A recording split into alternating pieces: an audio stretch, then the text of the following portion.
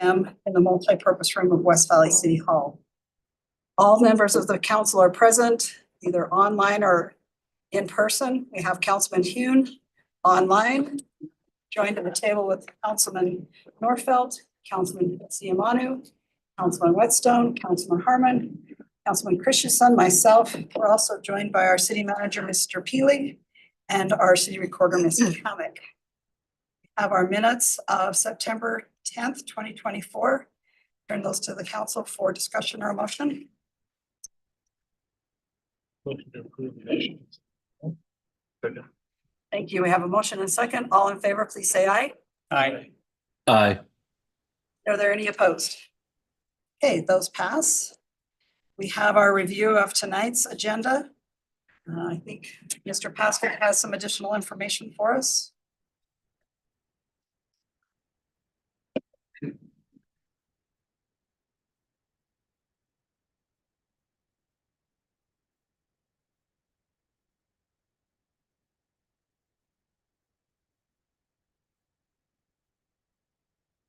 So just maybe briefly touch on some changes that were made to the development agreement.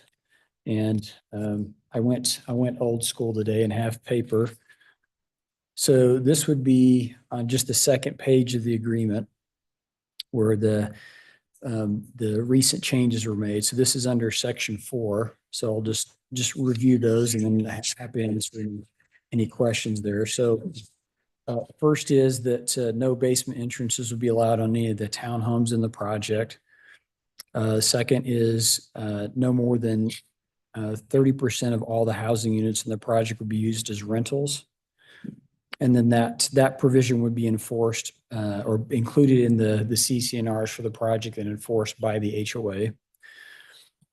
Third point is that the single family homes along 1950 West would be at least 8,000 square feet in area, have an 80-foot frontage, and would have 3-car garages. The fourth point is a provision that no more than 4 unrelated persons could live in a single home. Again, that would be included in the CC&Rs and enforced by the HOA. And then finally, the developer, in this case, Edge Homes, would not retain ownership of any of the units to rent them out. So that even in the 30% that is allowed, they would not be an owner of rental units. They would sell all of their units. Okay, any questions? Any questions from the council? Yeah. So currently, the development agreement would allow basement entrances to the homes on 1950 West. Correct. I didn't understand that. Can we add that? That is something we could propose to them. We didn't discuss that specific issue, but I suspect they would be amenable to that. But as it sits right now, it's just the townhomes. Yeah, I'd rather have it be the whole development itself. The condos I'm not worried about because there's no basements. There for are the no condos. basements, you're right. But the townhomes, I'm concerned because there's so many of them, but then single family, it's probably 10 or 12 that are going to be there that could turn into Treasure Isle and still could, but at least the basement entrances would limit that. So is the new development agreement in our online somewhere? Yes. It should be in your packet. Tonight's It's in meeting. tonight's regular Yes. meeting. You have to re-download it. And I'm double checking because I just re-downloaded mine. So what is it, the development agreement, Edge Homes, Utah LLC 917? 917. Yes. What page were those things that you were reading? Second page. 26. It's under item 4, additional requirements on the second page.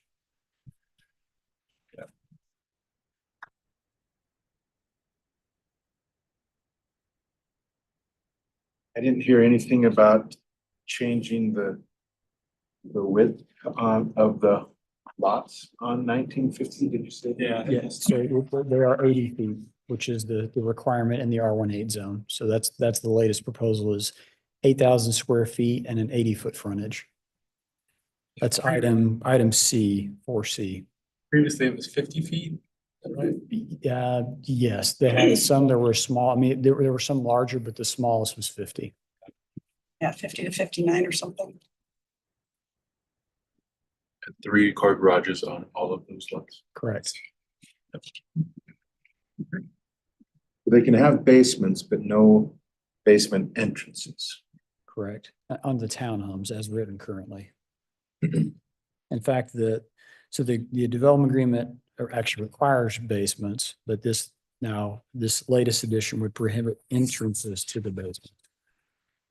At the time of build and anytime thereafter, right? Correct, right. So the development agreement runs with the land. So we would be looking for that as the initial build, but then also just in the future as well, because the agreement stays with the land.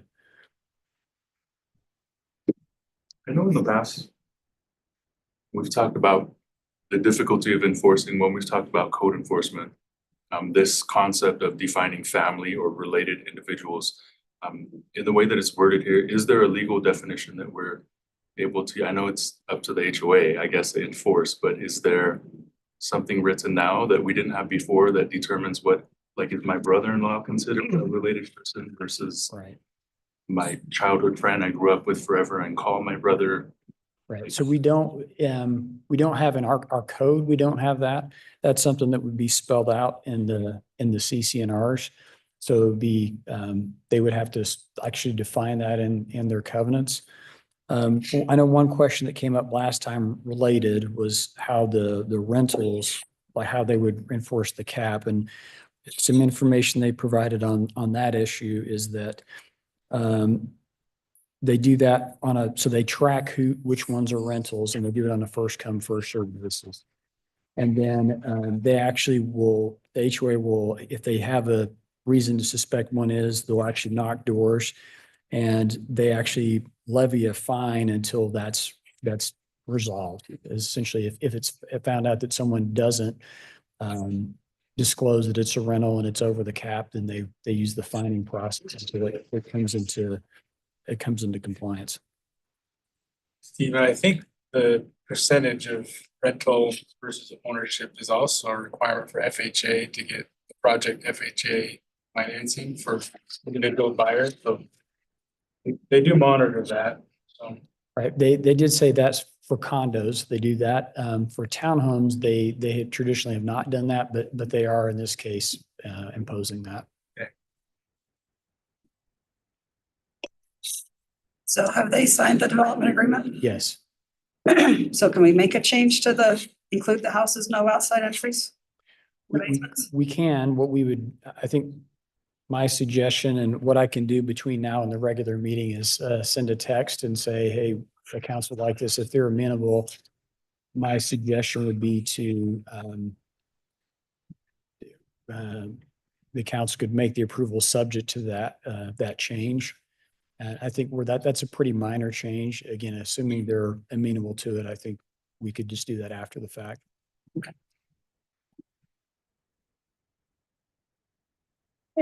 Any other questions? Question for Councilman Hune. I know you've expressed in the past some concerns about amenities or lack of amenities. Now that we're kind of at this stage of finalizing terms on it, I mean, we can change things, but is there anything, Tom, that you think is not here that you would propose be here? Yeah, I would love, thank you, Jake. I would love to see kind of like a little bit better, regarding comparing with the AI. They have a very nice, this is a big lot, it's 25 acres, a lot of units. I don't know, it's stuck with me with that. Didn't they willing to do something like that, Steve? Sorry, I'm not sure I understand the question. They're willing to do. Yeah, willing to do more like amenities, a little bit more. You see that with the AI, they have pretty good over there. I think I would just maybe refer to council to, so in the development agreement, this is in the exhibit B, and it's line 31. It describes the amenities they are proposing. And as I mentioned before, so our code requires a number of amenities based on the size of the project, and they're actually exceeding that. So they have more than what the code requires. So at this point, I think that is what they're proposing by way of amenities. It doesn't sound like you had anything specific then, Tom. I just wanted to make sure you had a chance to voice those. I would love to see something a little bit more just like the AI they have over there nearby the lake. This one seems very simple. It's a big large of piece of property and over 300 units. I know they're too small compared to over 300 units. So I don't know, it's big enough for people they can go there and that's one of the real particular concern I have.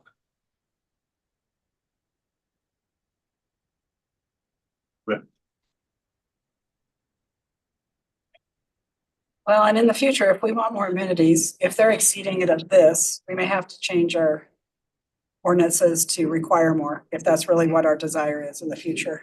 I had to bring it up. Yeah. Okay. We will look at that. Okay, anything else? Okay, thank you. Thank you.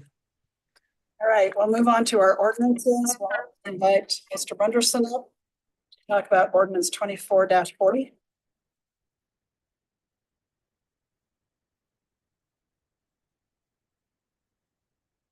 Thank you, Mayor and Council. Eric Bunderson, City Attorney. This is a cleanup of our employee appeals code for a slight review. And I know everyone's mind's kind of somewhere else, but our employees, the majority of them are merit or tenured employees, which means that they have due process rights when they have been disciplined for more than 2 days up to and including termination. The way that we handle that in West Valley is through an administrative law judge who we signed a contract with last January, and we are going to review that this January in terms of his performance. So we don't often have employee appeal hearings. And so when we do, we often learn a few things. And what we learned the last time we did one just a couple months ago was we hadn't quite spelled everything out. And unfortunately, as a member of the group, I say this, lawyers will argue anything that's not written in black and white and nailed down, right? And so one of the dumb things that we had to talk about was who gets to go first when you have the hearing. We never had written that down. And so this ordinance change says that the city will present its case first, which is in line with how case law and normal court procedure works. We did the termination. We should have to kind of present our case first.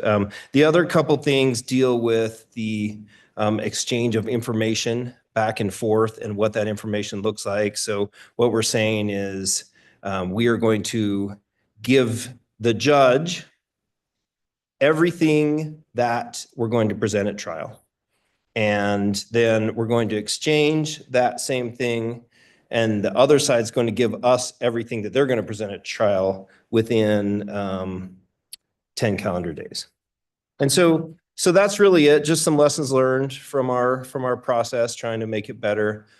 These don't substantially affect the rights of the employee or the city. They're just going to help us have a smoother hearing next time.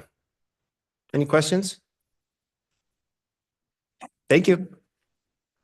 We'll move on to our resolutions and turn the time over to Mr. Cushing for IT. Oh, yes. Ken Cushing, Information Technology. For this resolution, we're looking at different security and network upgrades.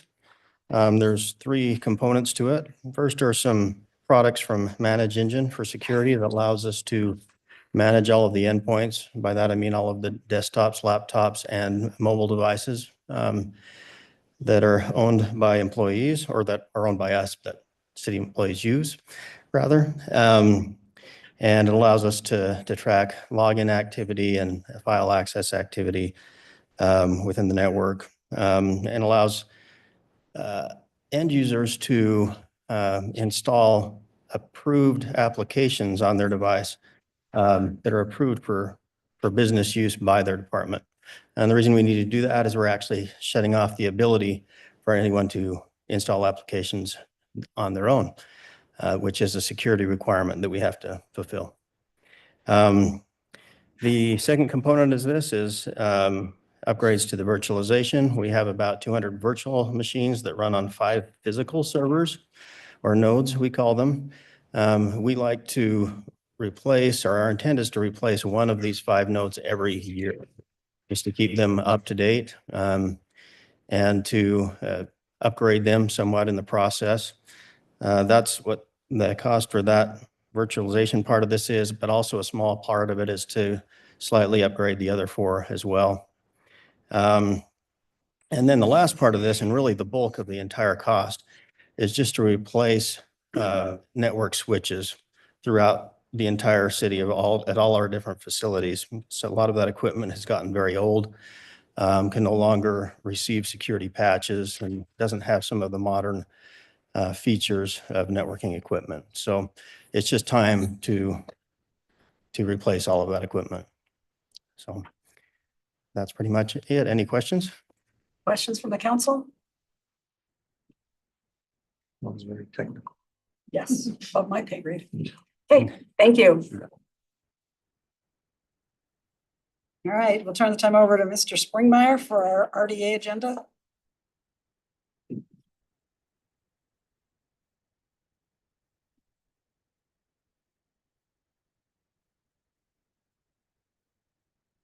Thank you, Mayor. Good afternoon, Council. We have an agreement for your consideration to sell 3 parcels owned by the redevelopment agency to the Ability Inclusion Services for the price of $350,000. The 3 parcels are on the corner of Redwood Road and Lake Park Drive. On the screen behind me, total 0.63 acres. Ability Inclusion Services is a West Valley City-based nonprofit that provides care for persons with disabilities. AIS would use these parcels to construct an independent living center owned and operated by AIS. Closing would occur within 60 days of the signed agreement, which they have signed. And forthcoming with this would be a development agreement to outline all the specifics of the development.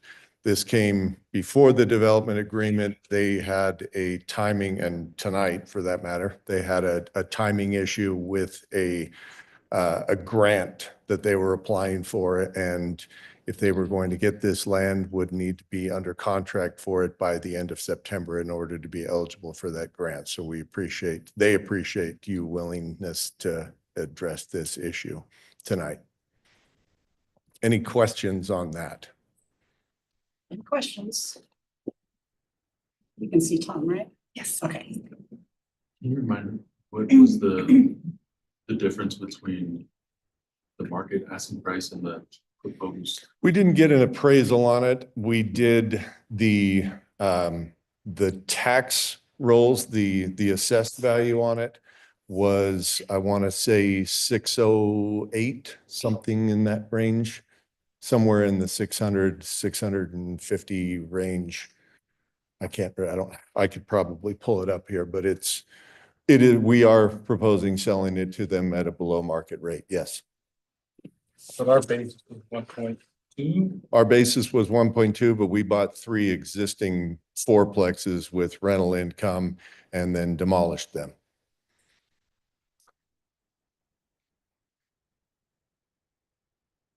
Any other proposals or ideas that have been entertained as alternate uses for this? Haven't had any interest in selling this. Frankly, they reached out to us and asked me if there was any land available. These were the first things that came to mind, given their size and proximity to their facility, to their offices over in the Chesterfield area. It seemed like a logical fit, and frankly, from my mind, seemed like a much better development option than what was there previously or what we would likely get if we put this out to RFP or sold them on the market. And with the nature of that organization or that business, there's no risk of any potential clients or residents there in proximity to a school, correct? No, these are adults with disabilities, this is not any sort of halfway house or any type of that, no.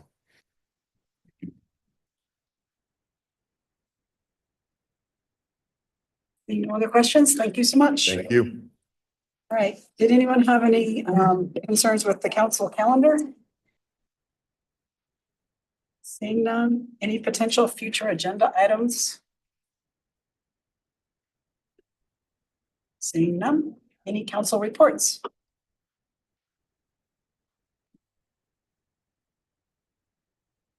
I can't tell if that's almost a report or. Seems like such a long time from last Tuesday to this Tuesday. Not finding anything. Your neighborhood night out was very nice. Willow Cove. They do a good job. And you missed out on the spring rolls, but they were excellent again this year. Okay, we don't seem to, does anyone have a need for a closed session? Staff does not. Okay, and we just have one more motion. Okay, all in favor, say aye. Aye. And we stand adjourned. See you at 6:30.